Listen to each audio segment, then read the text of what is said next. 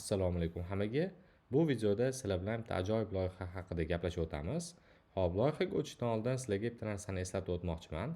Ya'ni video davomida ko'radigan 90% matn, rasmlar va hattoki loyihani o'zi ham AI tomonidan qilingan, ya'ni sun'iy intellekt tomonidan qilingan.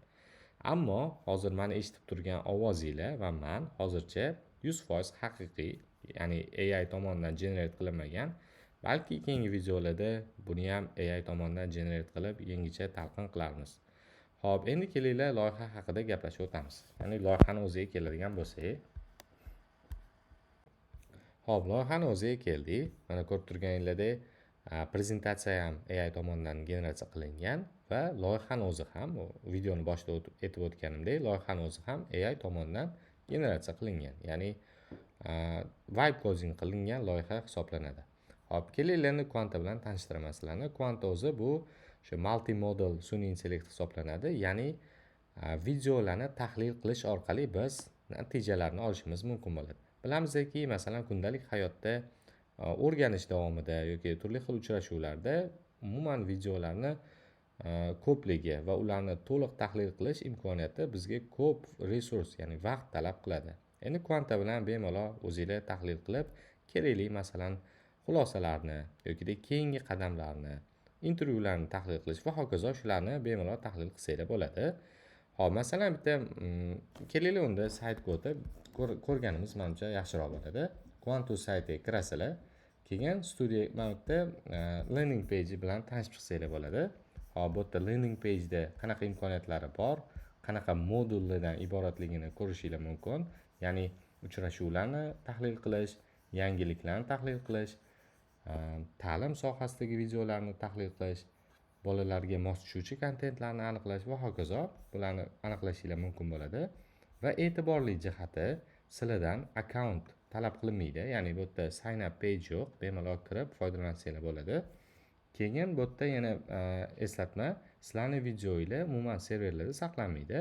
Faqatgina o'sha AI ga, ya'ni Gemini ga borib tahlil natijalari olib kelinadi. Va bu o'zingizlarning API keylar orqali bo'ladi. Ya'ni bu yerda settingsdan o'zingizlar API keylarni qo'yib olasizlar va shundan keyin bemalol ishlatsanglar bo'ladi. Kelinglar endi studiyoga o'tamiz. Modlarni ko'rib chiqdik. Mana ko'rib turganinglardek har xil modlari bor. Tanlaymiz.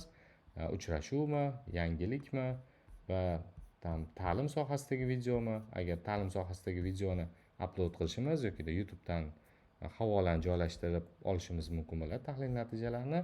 Yoki shu tahlil natijalariga qo'shimcha ravishda deylik bilimimizni sinovdan o'tkazish uchun testlarni ham generatsiya qilsak bo'ladi. Hop, endi mana bu yerda bitta oliy majlisdan olingan video bor ekan YouTube dan oldim va biz joylaganimizdan keyin qanaqa natijalarni olishimizni ko'rsatib o'taman. Ya'ni bu yerda ko'rib turganinglardek tilni ham tanlaymiz, ya'ni output language qaysi tilda bo'lishini tanlaymiz. O'zbek tili ham bor albatta. O'zbek tilini olganimizdan keyin mana bu yerda qisqa xulosasi, ya'ni ko'rib turganlar quick summary deyapti. Buni kelinglar saytni tilini o'zbekcha qilamizda, o'zbekchada ham ko'rsak bo'ladi. Ayrim joylar tarjima qilinmagan ekan. Keyin bu yerda summaryni ko'rishimiz mumkin va agendasi bilan tanishib chiqamiz va belgilangan vazifalar, ya'ni shu uchrashuv davomida kimga qanaqa vazifa belgilangan batafsil bu yerda tanishib ko'rishingiz mumkin bo'ladi va nimalar qilinishi kerak, ya'ni rejalashtirilgan ishlar va hokazo. Uchrashuvdan shu kabi insightlarni olsanglar bo'ladi. Undan tashqari masalan deylik educational mode YouTube dan havola qo'yasizlar va eng keraklisi nima uchun bu videoni ko'rish kerak degan tahlil ham bor bu yerda. Ya'ni bu ishlatilgan umuman kontentdan analiz qilib beradi va speakerni tovushi, umuman kontent qanaqa, o'ziga jalb qiladimi, jalb qilmaydimi, zerikarlimi, zerikarli emasmi, shularni ham tahlil qilib olsanglar bo'ladi. Va umuman darsda nimalar qamrab olingan va eng keraklisi, masalan deylik sizga bu videoni ko'rish uchun quyidagi narsalarni bilishingiz talab qilinadi deydigan requirementlar ham bor, ya'ni talablarni ham keltirib o'tilgan. Va undan tashqari hozirgi kunda dolzarb muammo, ya'ni bolalarga berish kerak bo'lgan misol uchun videolarni tahlil qilish. Deylik mana bu yerda Johnny Yes Papani multfilm menimcha ko'pchiligiga tanish bo'lsa kerak. Shu videoni YouTube dan olib havolasini qo'yganimda quyidagi insightlarni olamiz. Ya'ni bu yerda foydali, zararli taraflari. Zararli taraflariga keladigan bo'lsak, masalan deylik, bolani o'zini aybini yashirib yolg'on gapirishi kichik yoshdagi bolalarga noto'g'ri namuna bo'lishi mumkin deyapti. Ya'ni video haqida sun'iy intellekt bunga xulosa beryapti.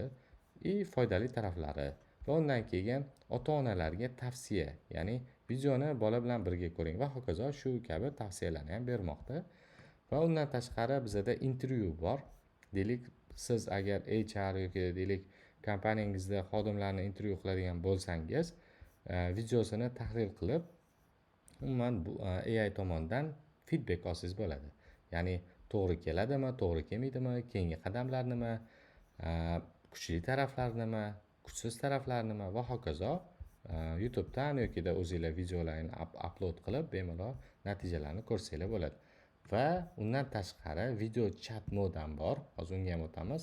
Ya'ni video chat modda boyga havola qilingan video yoki yuklangan video bilan bemalol chat ko'rinishida suhbatlashsanglar bo'ladi va chat ko'rinishida suhbatlashayotganingizda qaysi minutda, ya'ni qaysi frame-da aynan shu javob keltirilganligini ham keltirib o'tadi. Xohlagan savolinglarni berib, video bilan chat qilib ko'rsanglar bo'ladi. Ya'ni videoda shu narsa keltirilganmi, keltirilmaganmi?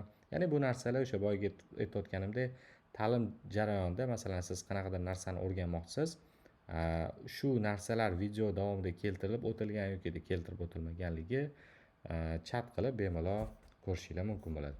Va boy aytib o'tganimdek, bu o'sha xavfsizlik tarafdan videolar umuman saqlanmaydi va sizlar buni ishlatishdan oldin o'zingizlarni API keylardan foydalanishingiz kerak bo'ladi. Ya'ni bu bepul, faqatgina o'sha Gemini'ga agar rate limitdan oshib ketadigan bo'lsanglargina pul to'lanadi yoki pul to'lamaydi. Bu haqida batafsil saytiga kirib tanishib olsanglar bo'ladi.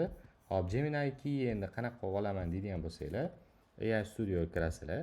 AI Studio kirganingizdan keyin pastda Get API Key turibdi. Shu yerdan API Key olib, API Key ile chiqadi, yo'masa yangi API Key yaratishingiz kerak bo'ladi va shuni copy qilib saytga joylashingiz kerak bo'ladi. Va bu narsa ham eslatib o'taman, saqlanmaydi hech qanaqa serverlarga.